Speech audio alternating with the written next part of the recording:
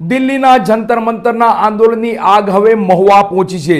મહુવાના ગાંધીબાગ ચોક ખાતે મહુવાના જાગૃત નાગરિકો એકઠા થયા હતા અને વિદ્યાર્થીઓની ચિંતા કરી વિરોધ નોંધાવ્યો હતો।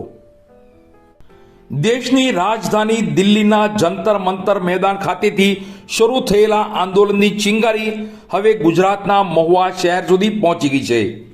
વિદ્યાર્થીઓના ભવિષ્યને સુરક્ષિત કરવા અને તેમના અધિકારોના રક્ષણ માટે મહુવાના જાગૃત નાગરિક એવા મોહિતભાઈ સોલંકી તેમજ અન્ય જાગૃત નાગરિકો દ્વારા મહુવા સ્થિત ગાંધીબાગ ખાતે એક શાંતિપૂર્ણ વિરોધ પ્રદર્શનનું આયોજન કરવામાં આવ્યું હતું। દિલ્હીમાં જે રીતે જનતા અને વિદ્યાર્થીઓ પોતાના હક માટે અવાજ ઉઠાવી રહ્યા છે તેને સમર્થન આપવા માટે મહુવાના નાગરિકો પણ આગળ આવ્યા છે। ગાંધીબાગ ખાતે એકત્રિત થયેલા લોકોએ કોકરોચ જનતા પાર્ટીના સમર્થનમાં અને વિદ્યાર્થીઓના ઉજ્જવળ ભવિષ્યની માંગ સાથે વિરોધ નોંધાવ્યો હતો। આ પ્રદર્શન દરમિયાન મોહિતભાઈ સોલંકીએ જણાવ્યું હતું કે દિલ્હીના જંતર મંતર મેદાન ખાતેથી શરૂ થયેલી આ ન્યાયની લડાઈ માત્ર રાજધાની પૂરતી સીમિત નથી। ગાંધીના આદેશમાં વિદ્યાર્થીઓના ભવિષ્ય સાથે થતા અન્યાય સામે અવાજ ઉઠાવવો એ દરેક જાગૃત નાગરિકની ફરજ છે। આજે મહુવાની ધરતી પરથી અમે દિલ્હીના આંદોલનને પૂર્ણ સમર્થન જાહેર કરીએ છીએ।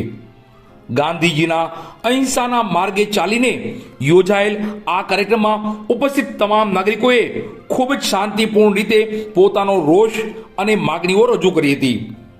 સ્થાનિક લોકોના જણાવ્યા મુજબ દિલ્હીમાં સળગેલી આંદોલનની આગની અસર હવે નાના શહેરો સુધી પણ જોવા મળી રહી છે, જે દર્શાવે છે કે જનતા અને યુવાનો પોતાના ભવિષ્ય માટે જાગૃત થઈ ચૂક્યા છે। કેટલોને દુઃખ થયું છે। છોકરા આત્મહત્યા છોકરાને ગિટારનો શોખ હતો, એ છોકરાને આપણો ગુજરાતનો છોકરો છે, એવા ભારત બની એક છોકરા આત્મહત્યા કરી છે। એક ચીજનું પેપર ફેલ થવા છે, લાખો વિદ્યાર્થીઓનું ભવિષ્ય અંધકારમાં ગયું છે। તમે જાગૃતતા નહીં લાવો તો કોણ જાગૃતતા લાવવું છે? તમારે સૌ આગળ આવવું પડશે। અમારું આ શાંતિપૂર્વક આંદોલન છે, અમે શાંતિથી આંદોલન કરીએ છીએ। અમે મંદિરમાં જે બાળકો ઉપર વિદ્યાર્થીઓ ઉપર જે લાઠીચાર્જ થયો છે, બાળકોને જે મારવામાં આવ્યા છે, એવું આગળના સમયમાં કોઈ ના બને શાંતિપૂર્વક અમે અમારી વાત રજૂઆત કરી છે અને અનેક મેસેજો આપ્યા છે। અને બાળકો અત્યારે ઘણી મહેનત કરીને આગળ વધતા હોય, રિઝલ્ટ લાવવા માટે આગળ વધતા હોય, એના પેરેન્ટ્સ છે એ વધારે મહેનત કરતા હોય, ટ્યુશન ખર્ચા છે, ફીસ ખર્ચા છે, ઘણા ખર્ચાઓ છે કે જે સહન કરીને સંઘર્ષ કરીને બાળકોને ભણાવતા હોય, એટલે એ બાળકોના પેપર લીક થાય, બાળકોનું ભવિષ્ય બગડે। આગામી સમયમાં આવું કાંઈ ના બને તેવા એક સરકાર પાસેથી એક અપેક્ષા રાખીએ છીએ। અમે એક સારો મેસેજ આપીએ છીએ અને શાંતિપૂર્વક અમે રજૂઆત કરીએ છીએ અને સૌ કોઈનો સહકાર મળે, સરકાર સમજે આમાં અને સરકાર આમાં આ વાત ઉપર વિચાર કરે અને આમાં આગળ વધે એવી અપેક્ષા રાખીએ છીએ, એવી આશા રાખીએ છીએ। ભારત માતા કી જય, જય જય ભારત। મારું નામ દાસ દીપક છે અને આજે જે દિલ્હીમાં જંતર મંતરમાં જે નેટની એક્ઝામના પેપર જે મૂકેલા છે અને જે વારંવાર જે બધી અનેક ઘટનાઓ ઘટે છે, સરકાર અત્યારે 30 વર્ષથી રાજ કરે છે, તો સરકાર શું કરી રહી છે ને ત્યાં છોકરાઓ હવે જવાબ એનો માગવા આવ્યા છે। તો સરકારને વિનંતી છે કે તમે અમે તાત્કાલિક ધોરણે જે કાંઈ એમાં કાંઈ પગલાં તમારે લેવાના હોય, તમારે એમનું સમાધાન કરવું ઘડીક થાય તો તમને એમ થાય કે હવે મારે શું કહેવું, એટલે તમારો કોઈ મેળ છે નહીં। છોકરાઓને તમે મારો છો, પહેલાં તો નિર્દોષ બાળકોને જે તમે માર્યા છે આયુ લાગશે હો, એટલું યાદ રાખજો તમે। આ સરકાર ભૂંડી પટ્ટી આવે છે ને એને ખબર છે કે હવે અમે છે ને સરકાર પડી જવાની છે એટલે એને ભીખ પડી ગઈ છે।